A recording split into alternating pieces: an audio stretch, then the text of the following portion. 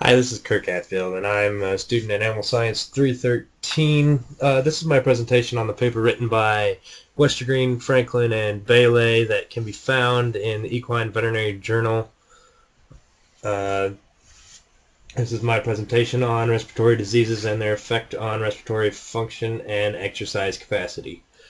Now, really what it is respiratory disorders and diseases can have a major impact on the respiratory function and exercise capacity of a performance horse.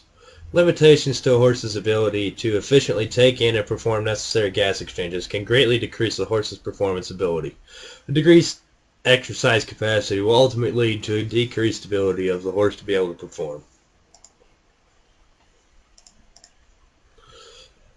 Now, diagnosing upper respiratory tract disorders while the horse is exercising is usually performed by a video endoscopy. Now, to perform a video endoscopy, the horse is usually placed on a high-speed treadmill, and the endoscopy is performed by placing a small camera through the nasal passages of the horse to track the respiratory tract. In recent years, portable endoscopes have been developed so that written conditions can be replicated to ensure an accurate diagnosis. This shows when the upper respiratory tract collapses and restricts air intake. Lower respiratory tract disorders include recurrent airway obstruction, RAO or heaves, inflammatory airway disease, IAD, both of which are shown in the endoscopic picture in the bottom left corner, and exercise-induced pulmonary hemorrhages, which are shown by the picture in the bottom right.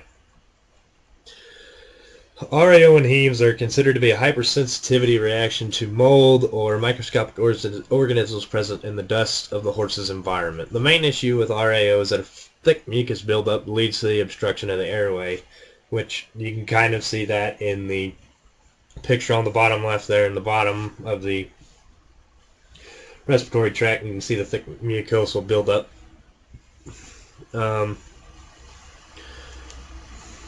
IAD is actually prevalent among racehorse populations. Horses with IAD experience lower tidal and minute volumes, resulting in less oxygen stores being replenished during exercise. The inflamed area produces a mucus layer that obstructs the air intake ability of the horse, very similar to RAO. Now, EIPH is an entirely different disorder altogether. It is a difficult condition to diagnose, with the majority of cases appearing in racehorses and other events that require intense or quick bursts of speed. EIPH causes hemorrhaging and the alveoli, causing an immediate and short-term effect on the horse's respiratory capabilities.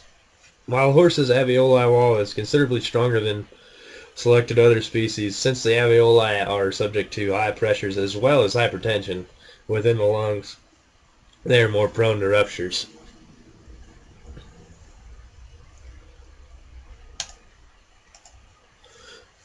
Adaptations of skeleton cardiovascular muscle have resulted in situations where performance horses are limited by the capacity of their respiratory system, to the point where mild or even subclinical disorders can affect the overall performance of a horse.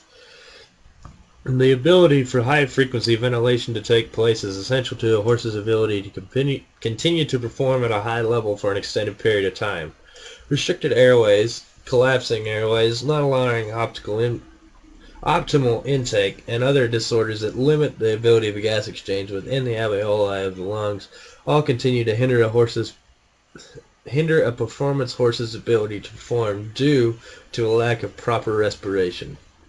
While vast improvements have been made in the understanding of respiratory diseases and the understanding of the impact on performance, the obvious effect of these disorders is still present in the decreased performance of the animals affected.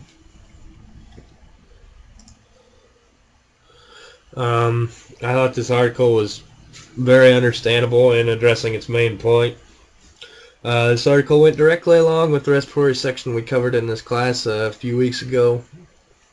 What actually surprised me was that there are different variations between the severity and how often it occurs within breeds, but I believe most of that is due to the events that those breeds are actually competing in, not so much the genetic lines that they're actually handing down. Um, Another thing that I thought about might have been able to improve the paper a little bit is if they had had a graph that compared a horse's performance that didn't have any of these disorders, or went through and compared it disorder by disorder, and had a control horse that didn't have the disorder, and then measure its error intake, and then get a similar horse that actually does have the disorder, and from there you would compare the two graphs of their performance, and I think it just would have improved the overall quality of the article as well. This research is very practical in the fact that the better we understand any respiratory disorders, the greater chance we have of avoiding them and getting the peak performance out of our animals that we're always wanting to achieve. Now,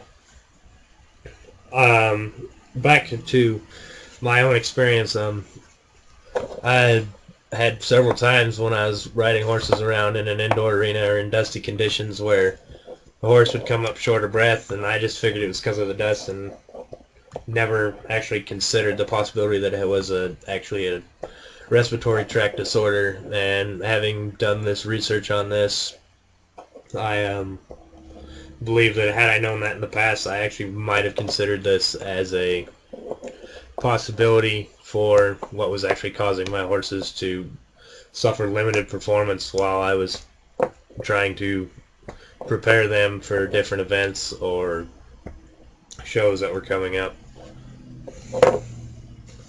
But in conclusion, that was my presentation on